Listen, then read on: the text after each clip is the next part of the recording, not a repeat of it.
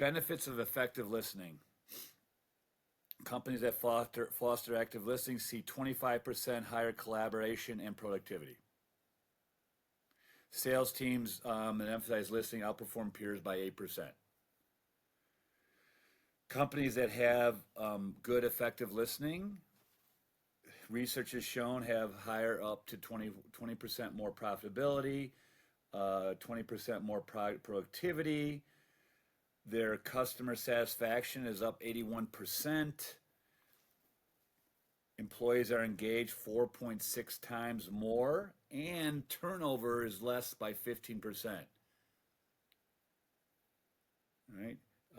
My friend Paul Zak did work in this space with oxytocin, and we'll talk about that a little bit later. People are 74% less stressed, 50% more higher productivity, 13% fewer sick days, 40% less burnout. So all this stuff that kind of centers around what's going on, from how do you distinguish between companies or teams that are productive, those aren't, higher performance versus not.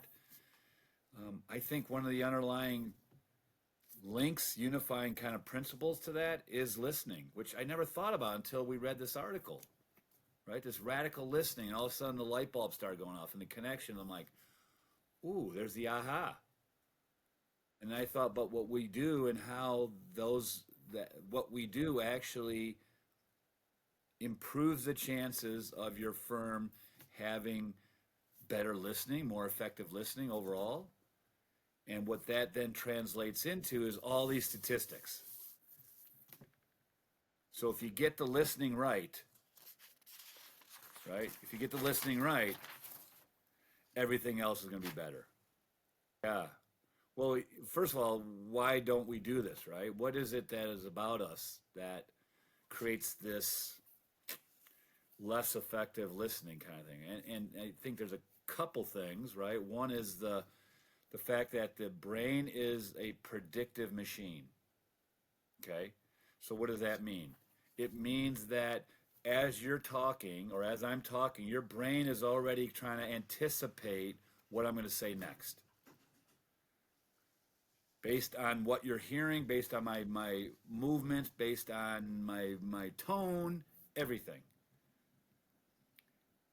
And it's based on what your mental model is, what your prior experiences have been that create that mental model, right? So therefore, your brain is priming itself for saying, oh, this is what's coming next. So what you're doing is you're listening to respond rather than listening to understand. And therefore, you're creating some expectation. Are you listening then to me? Probably not. You're anticipating what I'm going to say next, what am I going to say next, what am I going to say next, as a protective kind of part of your body, right? You're human, because if it weren't predictive, you'd be dead. So that's what's happening. It's the predictive nature, I think, that is really important, right? And when you have to be more in active listening, there's a cognitive load that is put on your brain. You have to be more active. You have to be focused. And there's only a limited amount of energy, of cognition that your brain could do.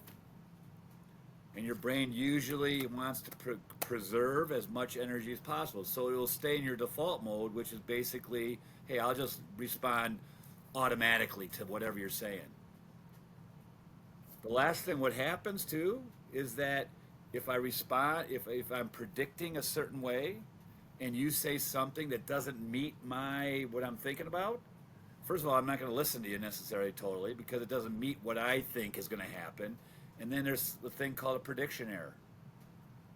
I thought this is what you're going to say, you said this, and now my brain's trying to figure that out, that error, which creates stress in my brain, puts me in the survival state of the brain, creates increasing cortisol, right? Less oxytocin, less connection, more stress, Stress shuts down my thinking part of my brain, my prefrontal cortex, which lowers empathy, gratitude, creativity. So all that stuff begins to manifest itself in a relationship and also in a firm as more this happens and propagates itself across the whole firm. So that's what's going on, and we don't even know what's happening. Right? It's almost in our nature to act this way. So this is ignored, rarely trained, never measured, and underdeveloped. But it's probably one of the most critical things and the missing link to why all this other stuff happens. So it's an underlying thing. It's like the tailwind versus the headwind, right? We can either create the tailwind through very effective and strong listening, or the headwind where we just rely on our own, what we've done habitually forever. This book, right, this radical listening book, talked about the 6 things you could do.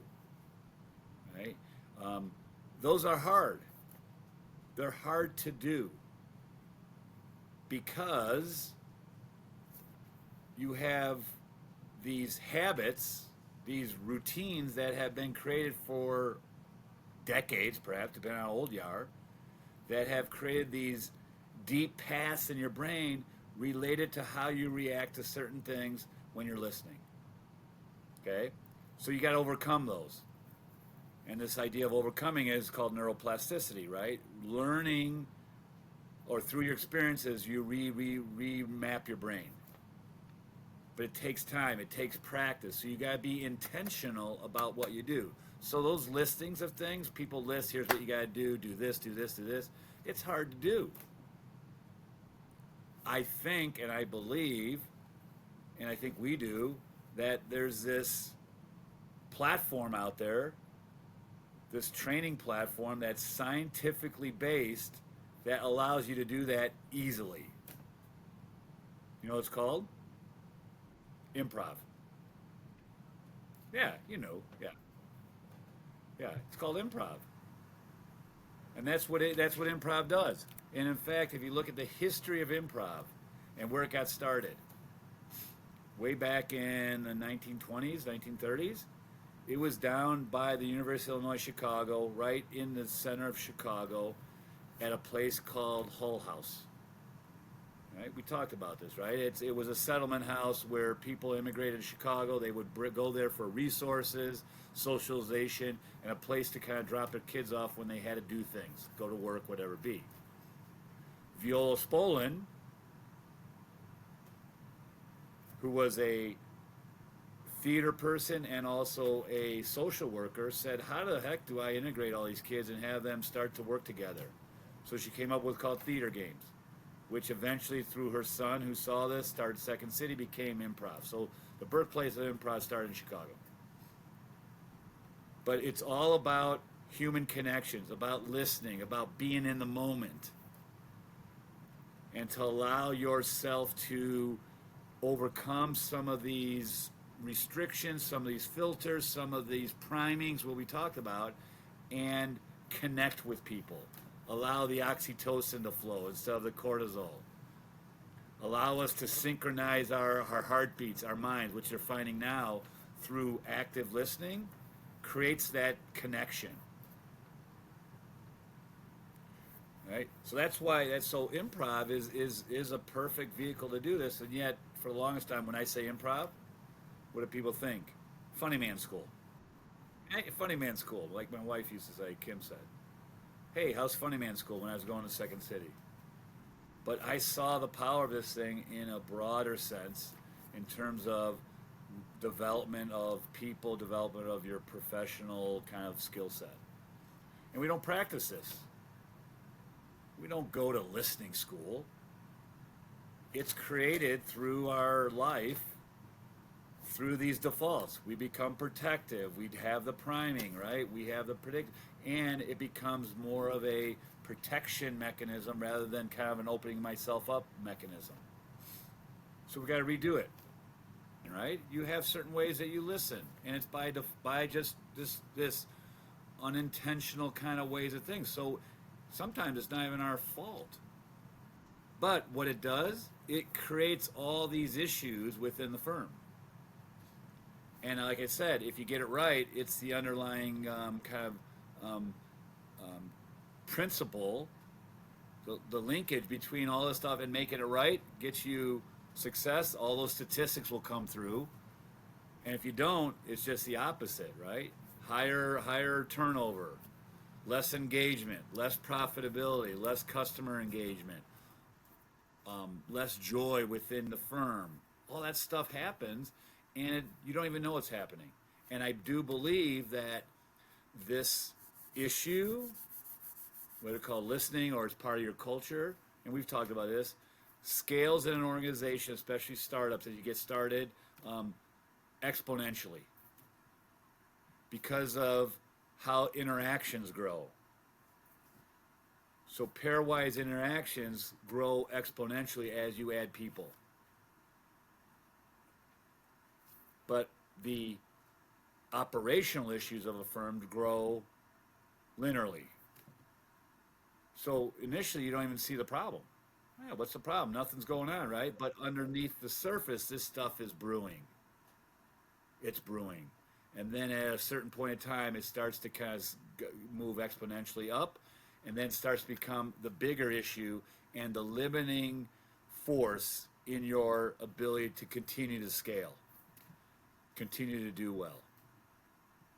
So if you address it sooner than later, especially with startups, you will increase your chances of being profitable and being successful longer term, both from a relationship standpoint, from a cultural standpoint, and a profitability standpoint.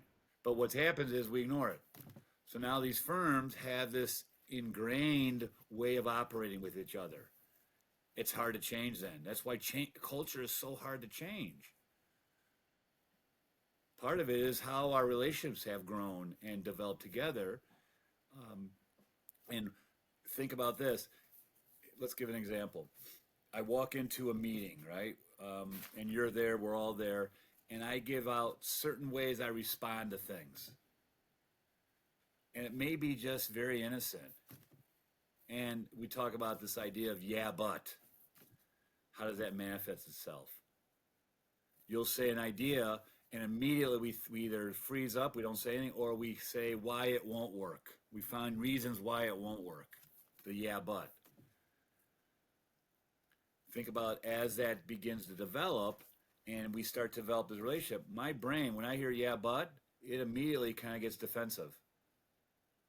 Now, that happens over and over again. It starts to, through neuroplasticity, I start to create a mental model of what this firm and culture is about.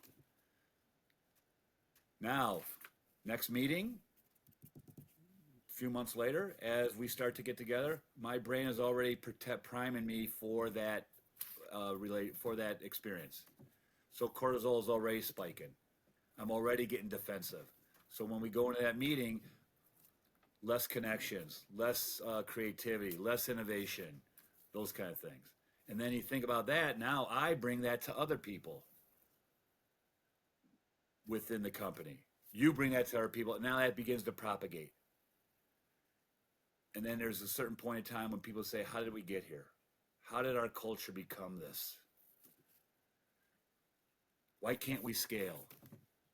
We're not intentional about it. We're not strategic about it. I think listening can be actually one of those strategic kind of factors. If you get it right, you create a moat around yourself, competitive moat around yourself that can't be penetrated because it's unique to you.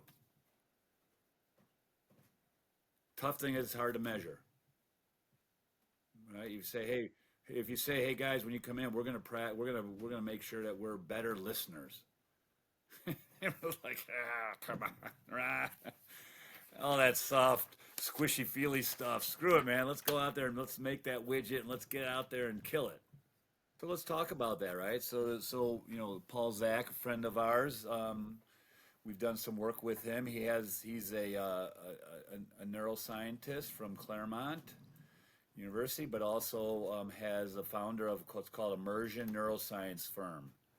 And what they are able to do is measure through a wearable what's going on in the brain through how the heart changes. Over 30 years of research and experience has created this ability to kind of tease out signals, small little signals, right? Because the signal to noise is very, very small. They've been able to tease that out through their research and now through a wearable. And what they're able to do is identify those experiences where you will be more motivated to act on something, where you're more immersed. So yeah, of course, as you know, we have that in our repertoire of tools. The ability to measure this stuff on a real-time basis within a firm, within an organization, within an activity, within a meeting, and then be able to adjust and see how it changes. And we have those markers that say this is how it improved things. This did improve things. So we have a way to kind of, as opposed to a survey, which is always biased, we have a way to measure what's going on in here and what value we put on certain experiences. So with that information, we can then begin to kind of create better programs, better, maybe even better marketing, right? Whatever it be, kind of have better meetings, which then just raises all boats, improves the culture, lowers that issue of, hey, we can't listen well. I mean, there's been research that has been looked at, actually taken fMRI pictures of the brain during improv. And what it showed is that the filtering or the censoring part of the brain gets quieted, and the part of the brain where it's creative, open, imaginative lights up. So it creates the conditions, not only to create the conditions to have neuroplasticity happen, change happen, we also introduce the changes also through practicing listening, practicing collaboration, practicing taking risks, practicing being uncomfortable with comfortable with the uncomfortable. So we create the conditions for change to happen, and then we actually introduce the changes such that together those changes will happen. But I guess if people want to learn more about this stuff, give us a call. If you want to improve your productivity by 2x, if you want to improve your sales opportunities, your ROI, your engagement with your employees, your innovation, your ability to kind of come up with new ideas, be creative, which is important in this world, to kind of be, navigate this crazy, uncertain world, to be able to come up with ways to thrive in that world and capitalize on that. Give us a call. We could come in and talk to you. We have assessments up front to tell you where you stand. We actually have a way to measure all this through the 6 app that we talked about in the Immersion Neuroscience and Paul Zach's company. And then at the tail end, we could actually do another assessment and see where we land. Our experiences then has shown that there is transformation even in a 90-minute workshop. So this stuff works almost immediately.